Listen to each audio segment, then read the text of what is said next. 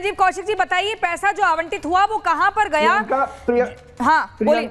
प्रियंका, वो उस पार्टी के प्रवक्ता तो कम से कम नसीहत ना ही दे कि कोविड में लोगों की मदद के लिए पीएम केयर फंड बनाकर के निजी तौर पे उसका इस्तेमाल करने वाले और लोगों के बीच में उसके बारे में जानकारी नहीं देने वाले लोग भी कम से कम नसीहत तो ना ही दे हमको। आप तो वो कर रहे हैं ना कि किसकी कॉलर ज्यादा मैली। ये देखिए, अरे आपके ऊपर दिल्ली की जनता ने बाहर का रास्ता दिखा दिया, सत्ता से बेदखल कर दिया, गंभीर आरोप लग रहे हैं। 13 सीजी की रिपोर्ट और आनी है, उसको जस्टिफाई करने के बजाय आप कह रहे हैं कि आपने भी किया इसलिए हमने भी किया। प्रियंका, यदि नैतिकता है तो अडानी के साथ आप दीजिए ना, बताइए कैसे। यहाँ अडानी अंबानी पर चर्चा नहीं हो रही है, अडानी अंबानी पर चर्चा नहीं हो रही है, घोटाले पर चर्चा हो रही है, मुद्दे पर रही है। जो चूना लगाया है देश का और अडानी को फायदा पहुंचाया उसके बारे में बात करें। यदि नैतिकता है तो लोगों ने देखा है निजी रिश्ते क्या होते हैं देश के प्रधानमंत्री के, किसी उद्योगपति। यहाँ निजी रिश्तों पर चर्चा हो रही है, आज का टॉपिक है संजीव कौशिक जी। यही तो दिक्कत है, यही दिक्कत है आम आदमी पार्टी के साथ।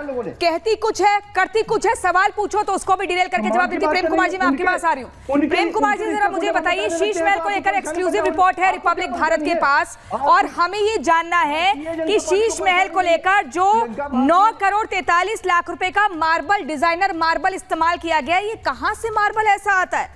आप देखिए, सजावट में, एंटीक सजावट में 14 करोड़ 82 लाख रुपए का खर्च हुआ। ऐसी कौन सी सजावट थी जो किसी ने देखी नहीं? 14 करोड़, आप सोचिए इसमें 3-4 घर बन जाते, अगर बड़े बंगले भी देखें, कई सारे फ्लैट्स आ जाते। क्या किया है दिल्ली की आम आदमी पार्टी ने?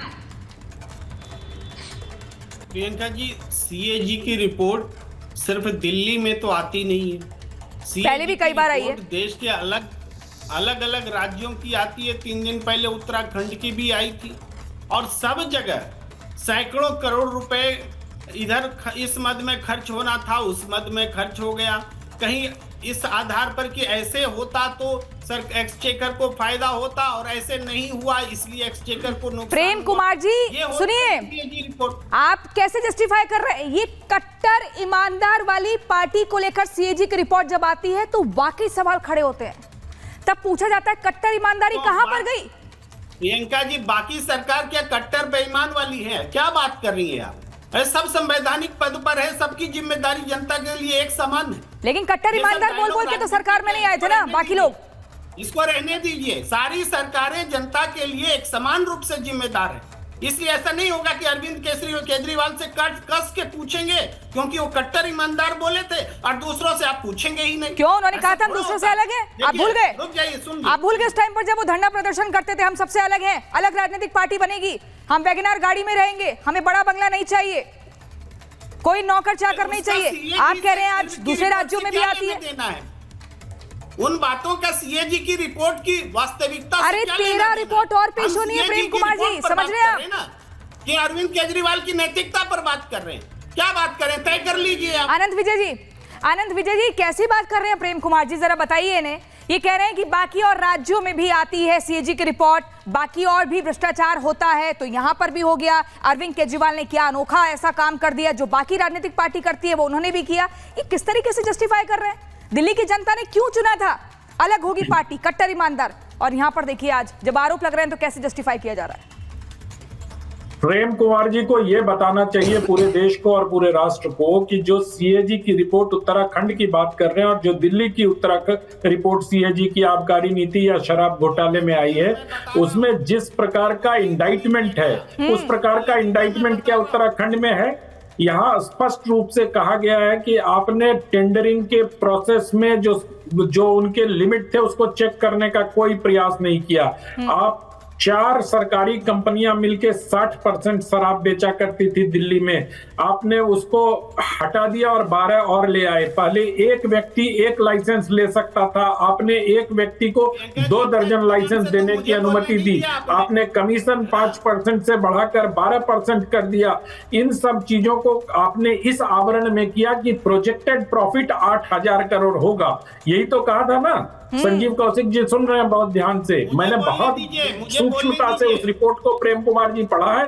इस तरह का इंडाइटमेंट अगर उत्तराखंड की रिपोर्ट में हो तो कृपया आप बताइए। बताइए संजीव कौशिक जी।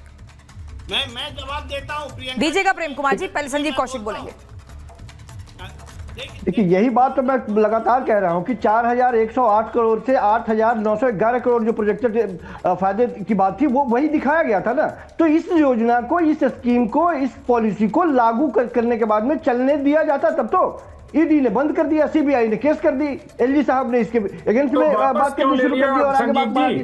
तो ये जिन लोगों ने इसे रोका, इस स्कीम, इस पॉलिसी को जिन लोगों ने रोका, उनसे वसूली करने की संजीव जी वो कह रहे हैं, आप सुन तो लीजिए, वो कह रहे हैं वापस क्यों ले ली? आप चलाते अपनी शराब में थी, वापस क्यों ली गई? 2022 में वापस क्यों ले ली गई? कौन सा डर सता रहा था? कैग की रिपोर्ट तो यही बता रही है ना। कैग की रिपोर्ट यही बता रही है कि सीबीआई और ईडी ने केस दायर कर दी और एलजी साहब ने इसकी संस्तुति कर दी, उसके बाद में काम करने लायक नहीं रहे, इसलिए गिरफ्तारी के पहले वापस हो गई थी रिपोर्ट सर। परिस्थिति पैदा कर दी, गिरफ्तारी के पहले रिपोर्ट वापस हो गई थी। असली गुनहगार वो लोग हैं, असली गुनहगार तो वो लोग हैं जो लोग इस पॉलिसी को लागू नहीं करने दिए, चलने नहीं दिए, जिसको कैसी बात कर रहे हैं, उसके बारे में बात ही नहीं कर रहे। राधिका खेड़ा जी कैसी बात कर रहे हैं? कह रहे हैं असली गुनहगार तो वो लोग हैं जिन्होंने इस पॉलिसी को लागू नहीं करने दिया। अरे आप लागू भी करते हैं, फिर वापस भी ले लेते हैं, फिर उसमें धांधली को लेकर खुलासे भी होते हैं, आप डटे रहते ना। राधिका खेड़ा जी मुस्कुरा रही हैं, बताओ आपकी बातें सुन। राधिका जी बोलेंगे, फिर मैं आऊंगी प्रेम कुमार जी आपके पास। नहीं है ये बताइए, 65% पंजाब में क्या है ना कि इनकी हार से, ये बताइए आप हमें। अरे मैं बोल लूं, आपका नाम राधिका नहीं है साहब, आपका नाम राधिका नहीं है। क्या है ना, इनको इतनी करारी हार लोकसभा से लेकर अब यहाँ पे मिल रही है कि इनकी पूरी की पूरी, कि ये सारे के सारे इनके नेता से लेकर नीचे के कार्यकर्ता, इनके प्रवक्ता बौखला चुके हैं, इसलिए कुछ का कुछ बोल रहे हैं। और मैं फिर बोलूँगी, जनता, आप कह रहे हैं कि भारतीय जनता पार्टी ने आपको गलत तरीके से अरेस्ट कर लिया, तो जनता की आप समझदारी पे सवाल उठा रहे हैं। यही जनता ने आपको बाहर किया, आपने जनता के सामने अपना रोना रो लिया, आपने धुकरा रो लिया कि हमने करप्शन नहीं करी, हमें झूठा इल्ज़ाम लगा दिया, हमने शराब घोटाला नहीं करी, हमने झूठा इल्ज़ाम लगा दिया। मनीष सिसोदिया शराब की पॉलिसी नहीं बना रहे थे, वो तो एजुकेशन की पॉलिसी बना रहे थे। मनीष सिसोदिया गली गली घर घर के पास शराब के ठेके नहीं खोल रहे थे, और उस एजुकेशन पॉलिसी में भी धांधली हुई। नहीं दे रहे थे, ये सब थोड़ी कर रहे थे। वो हाँ वो तो सिर्फ नहीं, वो तो सिर्फ फ्री एजुकेशन पॉलिसी बना रहे थे, वो टॉयलेट्स को क्लासरूम नहीं गिनवा रहे थे, वो सड़कों में गड्ढे नहीं बनवा रहे थे, वो तो जी न्यूयॉर्क जैसी सड़कें बनवा रहे थे। यमुना जी इस वक्त हो तैराकी करने के लिए तैयारी हो चुकी है, सफाई तो कर चुके हैं, वो थोड़ी गंदा रहने दे रहे थे। क्या बोल रहे संजीव कौशिक जी? राधिका जी क्या बोल रहे हैं? जो वादे किए थे, दोबारा बोलिए, जो वादे किए थे क्या उन्हें पूरा किया? क्या बोला आपने? उन वादों को पूरा करने के लिए आगे कदम बढ़ाइए, बैठ करके इस तरह से दाएं बाएं नहीं घूमने देंगे आपको। अरे वादे तो आम आदमी पार्टी ने भी बहुत सारे किए थे। दिल्ली की जनता अपना सर पकड़ रही है कि 10 साल हमने बर्बाद कर दिए। 25 काम शुरू हो चुका है, सड़कें बननी शुरू हो चुकी है। मैं इनको जवाब दे दूं, अगर धोखा नहीं होने देंगे हम, मैं इनको जवाब दे दूं, दिल्ली की जनता के साथ धोखा नहीं होने देंगे। मैं जवाब दे दूं अभी सबसे राधिका जी संजीव कौशिक जी कह रहे हैं हम दिल्ली की जनता के साथ धोखा नहीं होने देंगे। 10 साल धोखे में रखा और अब वो कह रहे हैं हम धोखा नहीं होने देंगे। अब इनको आप म्यूट करा दीजिए क्योंकि इनको बीमारियां लगातार हो गया। संजीव कौशिक जी एक मिनट, अभी आपके पास आज कोई बहुत पावरफुल जवाब नहीं, आपका